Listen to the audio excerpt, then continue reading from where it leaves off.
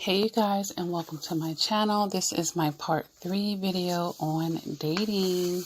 Part 3. So if you're just checking in or catching on to this series that I'm doing to help my female survivors who are re-entering the dating world after healing from narcissistic abuse. And honestly, the information that I'm giving in these videos are for any woman that's dating, okay? Not just narcissistic abuse survivors, but I really keep them in mind when I made these lists as well. Okay. So if you haven't watched part 1 and part 2, I will link those at the end of this video and I will put it down in the description. But we've talked about so many things right now. I'll run down that list real quick. We talked about doing the work. We talked about not dating out of need or anxiety. How to take control of a situation without being controlling. We talked about the art of seduction. We talked about actually putting yourself out there. We talked about having a goal when you are dating. We talked about staying with the feminine energy. We've talked about not panicking when a guy pulls away. Now we're getting into part 2. We talked about not being the pursuer, not the direct pursuer anyway. We talked about not trying to figure out other people's dysfunctions, but just taking the red flags. We talked about not getting carried away when you do feel that gushy feeling again. We talked about studying psychology to have better people skills. We talked about not sweating the other chicks in the preliminary early parts of dating before things are exclusive. We talked about keeping and setting standards and boundaries around things like sex. We talked about a wife versus girlfriend behaviors and not overgiving to some guy that's not your husband, okay? We talked about understanding what men want. And we talked about putting yourself first. We did that in both videos. We'll be doing that in all 3 videos because that is the general theme here that definitely needs to be occurring. So I have some more topics here to talk about in this video. So let's go ahead and get into that. All right. So in this video, the first thing that I have here on my list is having healthy conflict resolution.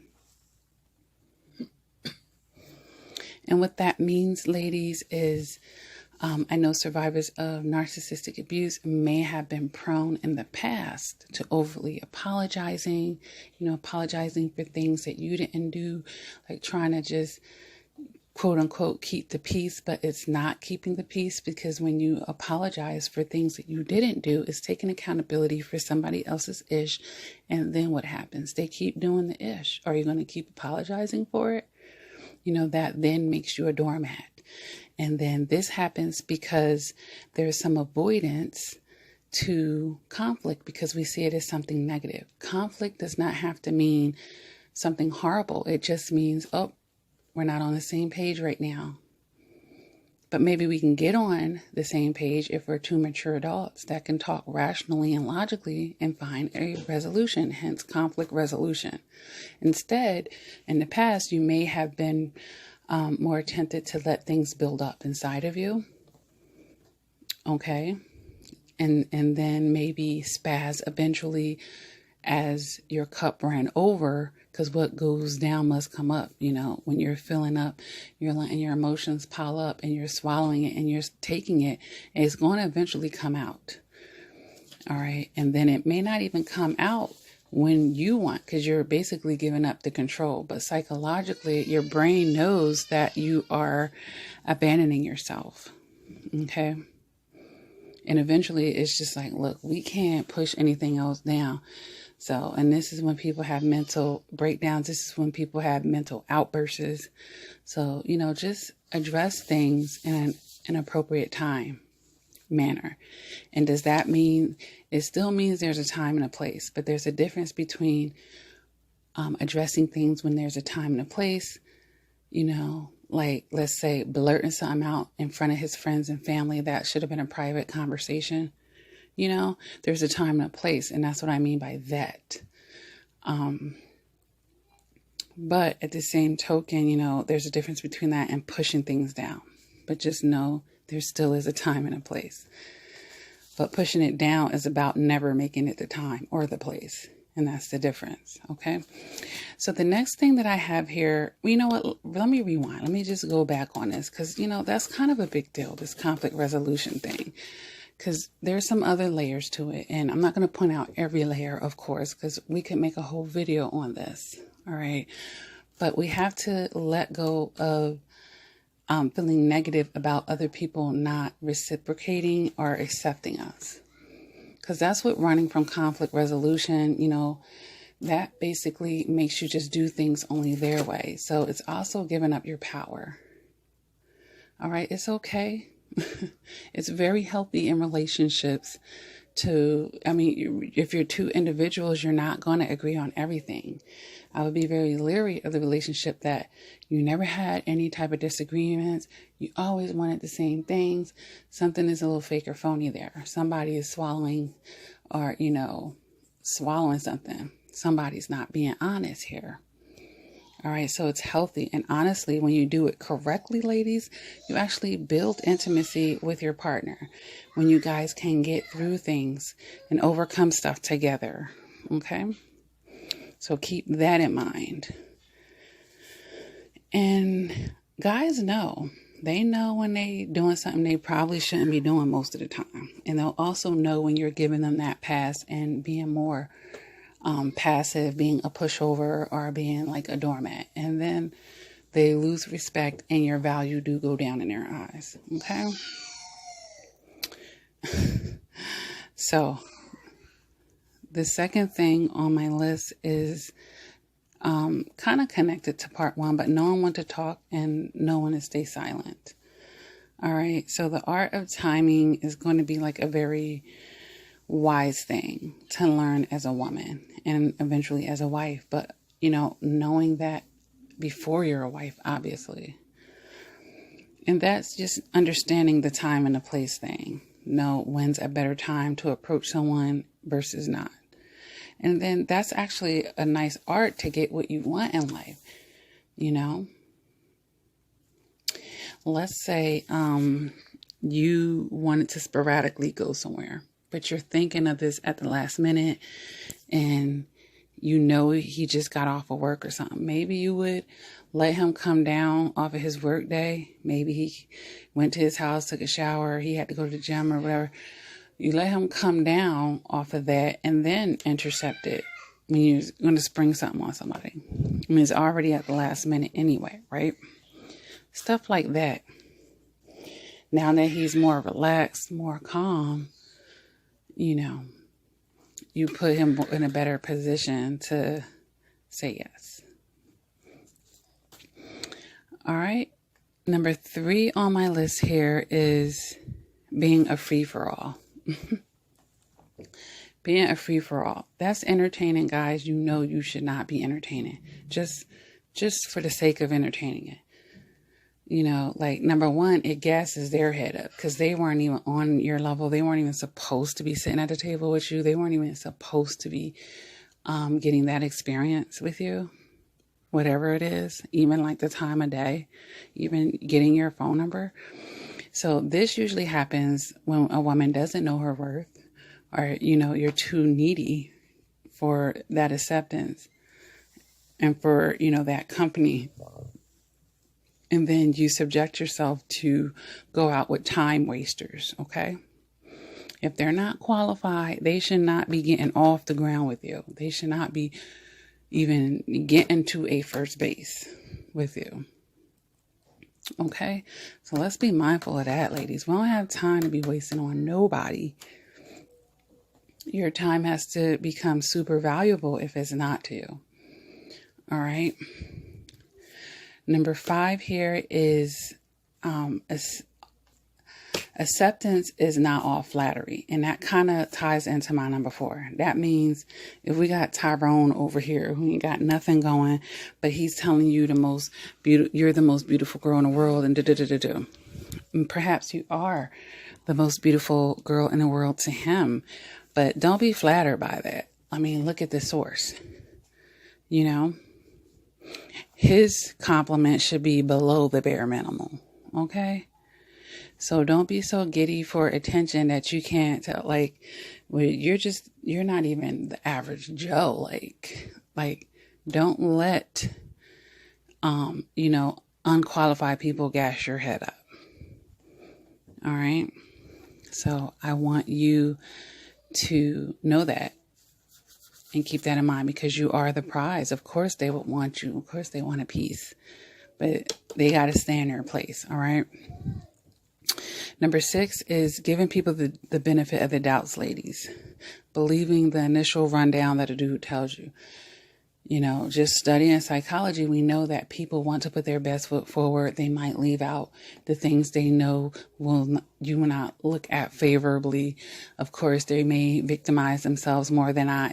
It's rare to just meet that person that's going to be open and honest. Okay, so wait and see for yourself. You should have the mentality where it's more like, it sounds good. Well, let's see. Because you have to know that guys want what they want sometimes, and they'll tell you anything because they know the typical woman falls in love between her ears. You hear what you want to hear. It look like it might be legit. Oh, it must be true. False. All the little tricks and games these little dusties be trying to look like they somebody renting cars for the weekend and pulling out a knot with a whole bunch of singles in the middle, like they do. Look, you can't just always judge by first appearance unless you're disqualifying them. But if you're deciding to get to know them. Don't take everything at face value that they're telling you. The key is to try to look at what they're not telling you. And that takes your discernment and your wisdom and, all of that. Okay. So please, because remember, the narcissist wears a mask. And this is a great time to talk about that mirroring thing. If he's mirroring you, oh my God, that's my favorite thing too. Oh my God, that's my... Raise them eyebrows. Red flag. Does it mean he's definitely lying? No. But we have to keep in mind, if he's starting to fit a profile, we're not going to accuse him, but we're going to be mindful and take note of that. Okay. All right. So,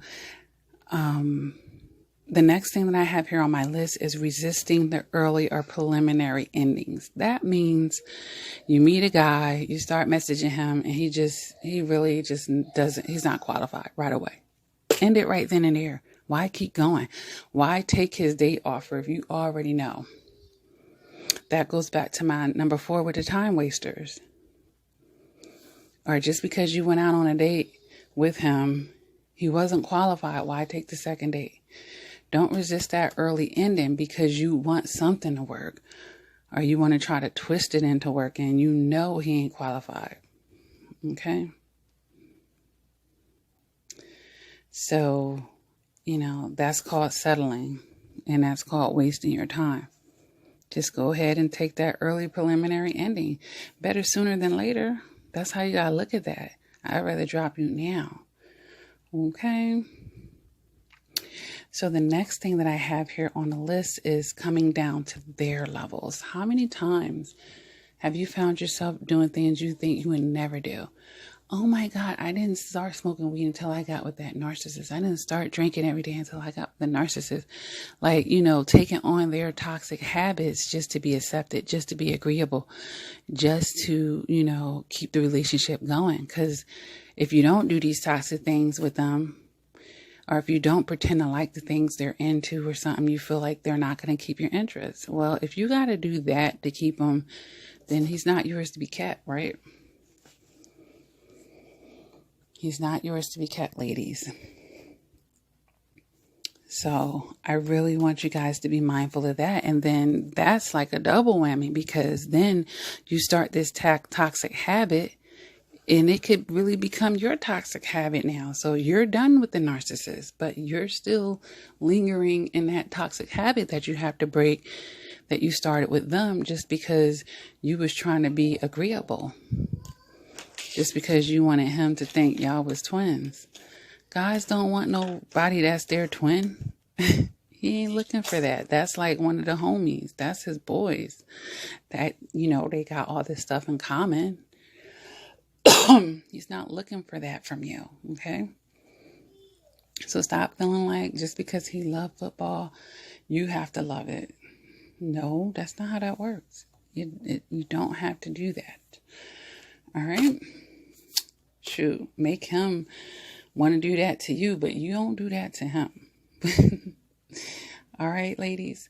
So, those are some more things that I wanted to talk to you guys about in this part 3.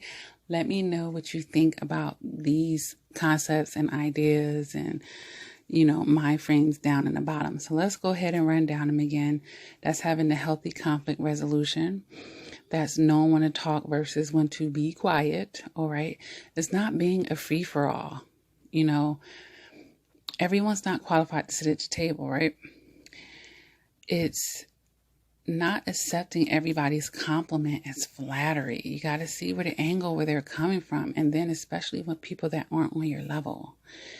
All right. The next thing is we're going to stop giving those benefit of the doubts, believing all the initial rundowns. And then it's healthy to just keep that a healthy amount of, I got to see it for myself for the whole relationship. Shoot. I don't care if it's 20 years later. People lie. Okay. The next thing was resisting early preliminary endings, meaning, if it's time to drop them, it's time to drop them. You can't be worried about, I'm going to hurt somebody's feelings or, well, he was a nice guy and you ain't got no attraction for him. He ain't qualified in other ways. Look, it's going to hurt his feelings and you stringing him along trying not to hurt his feelings. Then both of y'all feelings going to get hurt because then he might react to you out of his hurt feelings possibly or anything like that. Like just, let it go when it's time to let it go. He'll get over it. He'll be all right. And the last thing was taking on other people's toxic habits just to be agreeable and just so this relationship could work. All right. And that goes back to my first video of getting to relationships out of need. Okay. If you ain't into it, you ain't got to get into it unless you sincerely want to. Don't do anything you don't want to. That's how you maintain power. That's how you don't feel like, you're having all these losses at the end of the relationship because you never did anything you really didn't want to do. You did everything on your terms anyway. It makes it so much easier when it's time to let things go and not out of your toxicity, because doing everything you want to do out of your toxicity, you're just going against yourself. So you have to know the difference because they're going to give you different results, right? All right, ladies. So if this video resonates with you, go ahead and hit that like button. If you haven't watched my part 1 and part 2 or either or whatever, I'll link those, like I said, to the end of this video and I'll put them down in the description. I do have a new channel for all of my family-oriented survivors. That channel is called Lakia Crawford. The link will be down here. It's a family vlog and it's going to be a parenting channel where I answer questions about parenting, kind of like I do over here with the narcissistic abuse and the toxic relationships, but we're just going to shift gears into parenting. Okay. So I'm going to get into that right now on the channel. It's a lot of my family vlogs. Enjoy those. Get to see me with my family.